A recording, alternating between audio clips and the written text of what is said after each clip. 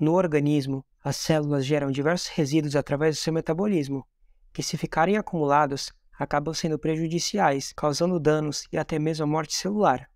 Para que a integridade do ambiente celular seja mantida, esses resíduos precisam ser removidos e excretados do organismo, e essa é justamente a função dos rins.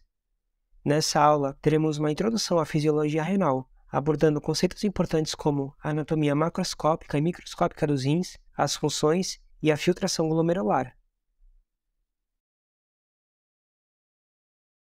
Os rins desempenham inúmeros papéis na homeostase do organismo. Em mamíferos, aproximadamente 25% do débito cardíaco é destinado a ele. A sua função principal é fazer a filtração do plasma, para excretar todas as substâncias que são indesejadas ou que estão em excesso no organismo e preservar as substâncias necessárias para a sobrevivência, como a glicose, a água, os eletrólitos e as proteínas. Mas esse órgão também possui outras funções importantes. Ele cuida do equilíbrio hidroeletrolítico e ácido básico, participa da regulação da pressão arterial, secreta eritropoetina para estimular a eritropoiese e também ele consegue fazer o metabolismo e excreção de hormônios. Anatomicamente, os rins são órgãos duplos e retroperitoneais, que possuem variações anatômicas conforme a espécie estudada. Os carnívoros e pequenos ruminantes possuem os rins com aquele formato clássico de feijão, chamado de riniforme, sendo descrito como unilobado por fora e unipiramidal por dentro. Os equinos também possuem essa mesma configuração, mas o rim direito é cordiforme, ou seja, ele possui um formato semelhante a um coração. Em bovinos, a superfície é composta por múltiplos lobos, sendo denominado multilobado e internamente multipiramidal. Nos suínos, eles são mais achatados e possuem uma configuração unilobar e multipiramidal na parte de dentro. Internamente, independentemente da configuração, ele pode ser dividido em córtex e medula. O suprimento vascular é dado pela artéria renal, que adentra o parênquima e se ramifica diversas vezes. Então, ela forma a artéria interlobular, depois a artéria arqueada, em seguida, a artéria interlobular, que emite ramos formando a artéria aferente. E aqui entramos no nível microscópico. Outra coisa importante de saber é que o seu gostei nesse vídeo ajuda demais. Para você isso não custa nada, mas para o canal é muito importante, porque você ajuda a crescer e com isso eu trago cada vez mais conteúdos para você de medicina veterinária. Então clica aí no gostei para fortalecer o canal. E também comenta aí embaixo o que você achou da aula. Microscopicamente, a estrutura funcional responsável por desempenhar as funções dos rins é o néfron. A arteríola aferente chega ali da região e forma um tufo de capilares, conhecido como glomérulo. Logo depois, os capilares se unem e formam a arteríola eferente. Perceba que aqui, na verdade, é um sistema porta, chamado de sistema porta renal, porque a arteríola se torna capilar e depois ela vira arteríola novamente.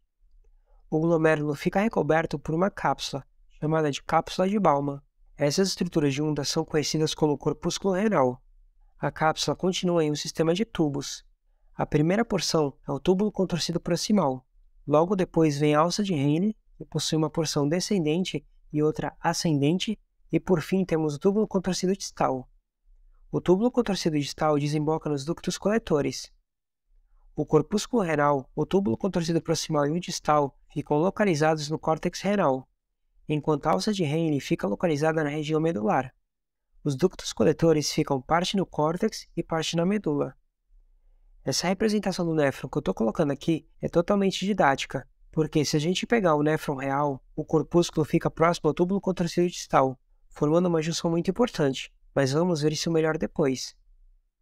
Existem dois tipos de néfron, que diferem de acordo com a profundidade da alça de Henle na medula e a localização do glomérulo.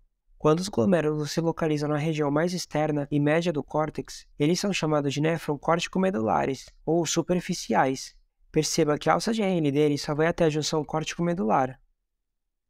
No outro tipo de néfron, o glomérulo é mais próximo da junção córtico-medular, e a sua alça de Henle é longa e se aprofunda na medula, podendo até mesmo chegar próximo à pelve renal. Esses são chamados de néfrons justamedulares. Os néfrons justamedulares são responsáveis por manter o gradiente osmótico da medula, que vamos ver em aulas futuras. Com isso, o poder de reabsorção de água desses néfrons é muito maior do que o dos córtico-medulares. A quantidade de néfrons justamedulares varia de acordo com a espécie. Se a gente pegar um suíno, por exemplo, 3% dos néfrons deles são justamedulares, enquanto nos gatos, 100% dos néfrons são justamedulares, por isso que os gatos possuem um poder muito alto de concentrar a urina. Se você quiser ter acesso a vídeos exclusivos de fisiologia e outras matérias, seja membro aqui do canal, porque além de vídeos exclusivos, você ainda ganha de bônus apostilas bem ilustradas e um conteúdo bem resumido para você gabaritar as suas provas de fisiologia. No glomérulo, o plasma sanguíneo é filtrado, de forma que algumas substâncias conseguem passar facilmente e outras ficam retidas no sangue. Isso significa dizer que a barreira de filtração possui permeabilidade seletiva. Para desempenhar o seu papel de filtração, o glomérulo possui uma estrutura especializada, que forma a barreira de filtração.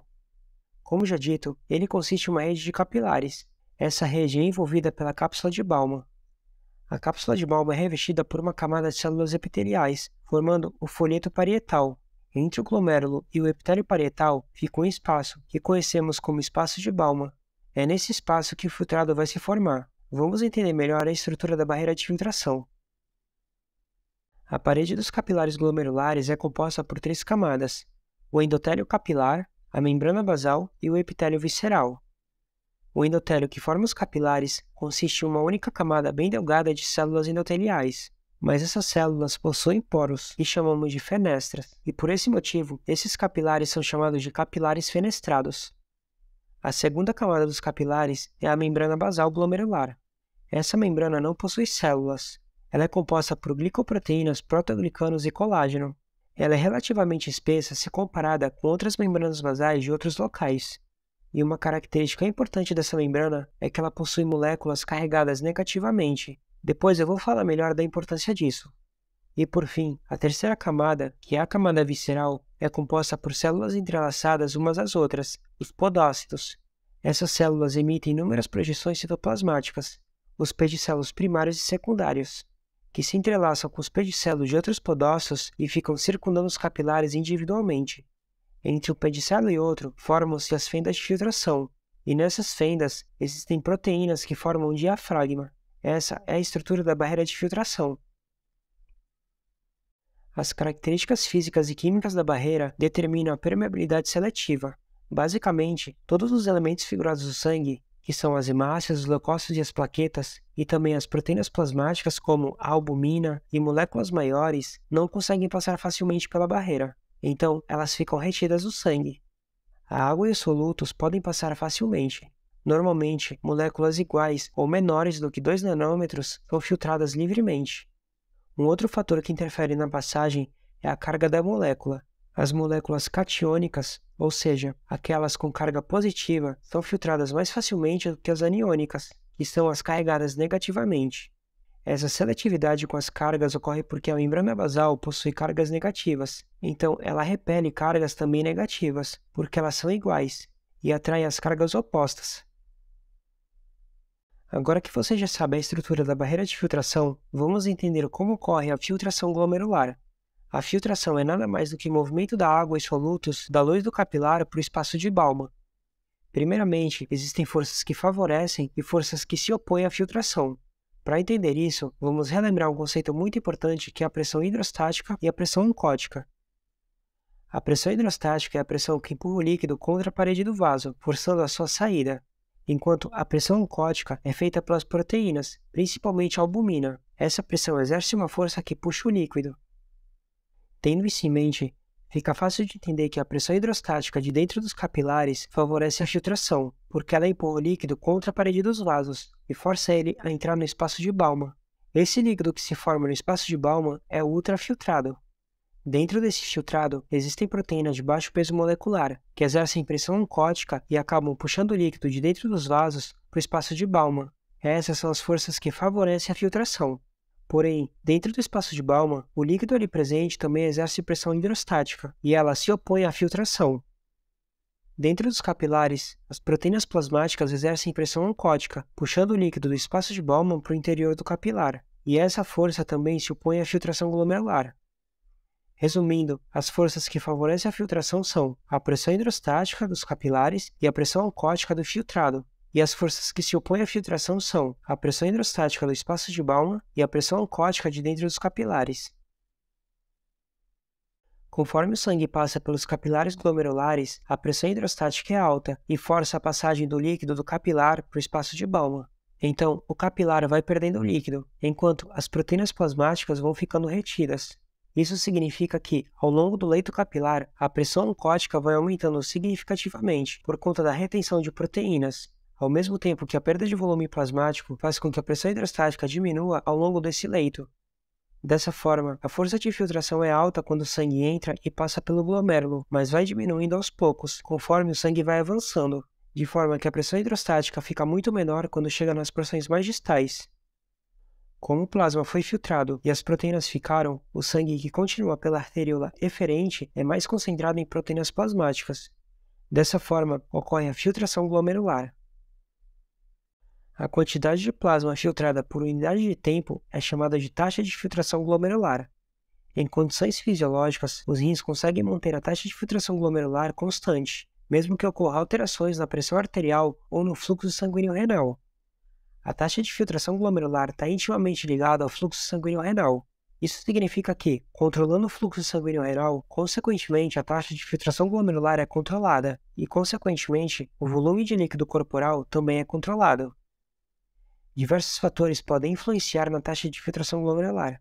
Temos os fatores extrínsecos, principalmente o sistema renina-angiotensina-aldosterona e o sistema nervoso autônomo simpático, e os fatores intrínsecos de controle, que são o reflexo miogênico e o feedback túbulo-glomerular. Algo que temos que ter em mente é que o fluxo sanguíneo renal e a taxa de filtração glomerular são controlados pelo calibre dos vasos. Se ocorre vasoconstrição, o calibre do vaso diminui e a quantidade de sangue que passa por ele também diminui. Da forma inversa, quando ocorre vasodilatação, o calibre do vaso fica maior e a quantidade de sangue que passa por ele também é maior. Se a gente pensar no glomérulo, a dilatação da arteríola aferente aumenta o fluxo sanguíneo para o glomérulo. Se aumentar o fluxo sanguíneo para o glomérulo, a pressão hidrostática também aumenta e a taxa de filtração glomerular se torna maior. O inverso também é verdadeiro. Caso ocorra vasoconstrição na arteríola aferente, o fluxo sanguíneo diminui e a taxa de filtração glomerular também. Agora, imagine outra situação. Se ocorrer vasoconstrição na arteríola eferente, vai começar a acumular sangue dentro do glomérulo. Então, a pressão hidrostática aumenta e, consequentemente, a taxa de filtração glomerular também aumenta. Mas nesse caso, apesar de aumentar a taxa de filtração glomerular, o fluxo sanguíneo renal vai diminuir. Lembra que eu mencionei que o néfron possui uma configuração diferente daquela que foi mostrada? O túbulo contorcido distal fica encostado nas arteríolas do corpúsculo renal, formando uma estrutura especializada. O lado do túbulo contorcido distal que fica em contato com as arteríolas possui uma região mais densa de células epiteliais. Essa região é chamada de mácula densa. Na região que fica em contato com a mácula densa, as células musculares lisas das arteríolas, tanto da aferente quanto da eferente, são chamadas de células justaglomerulares e são especializadas na secreção de renina. Existe um espaço entre as arteríolas e a mácula densa, que é conhecido como região mesangial. Ali ficam as células mesangiais extraglomerulares. Essas células secretam prostaglandinas, fornecem um suporte estrutural e podem influenciar o fluxo sanguíneo renal nos capilares. Tudo isso compõe um aparelho justaglomerular. Esse aparelho é responsável por regular a taxa de filtração glomerular e o fluxo sanguíneo renal. Eu não vou explicar os mínimos detalhes do sistema renina-angiotensina-aldosterona, porque aqui no canal já tem vídeo mais específico falando sobre isso, então vou deixar nos cards acima para você dar uma conferida. Quando a pressão arterial cai e o fluxo sanguíneo renal é diminuído por consequência, esse aparelho vai detectar alteração e as células especializadas das arteríolas começam a secretar renina. A renina, por sua vez, vai iniciar uma cascata de ativação, que eu não vou explicar o passo a passo.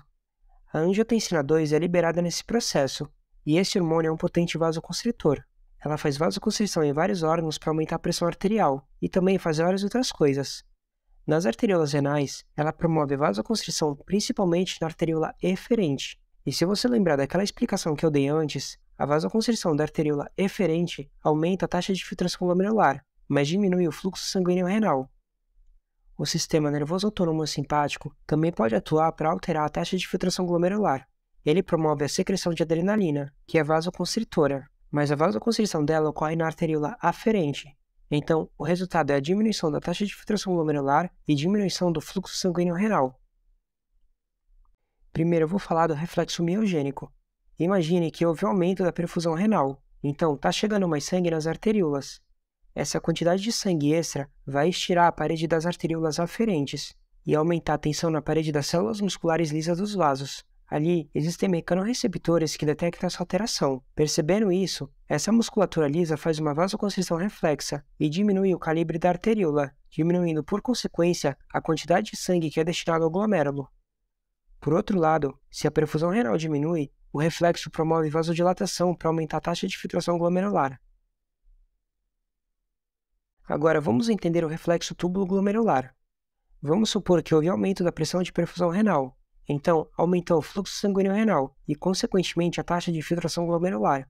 Com isso, mais cloreto de sódio passa pela região da mácula densa.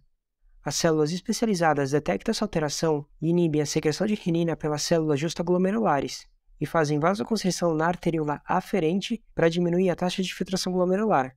Esse mecanismo evita a perda excessiva de fluido e de solutos. O inverso também é verdadeiro. Se ocorre diminuição da taxa de filtração glomerular, as células começam a liberar substâncias vasodilatadoras, como óxido nítrico e prostaglandina E2. Isso vai gerar vasodilatação e aumento da taxa de filtração glomerular. Essa aula vai ficar por aqui. Na próxima aula, vamos ver sobre a reabsorção tubular. Até a próxima. Valeu!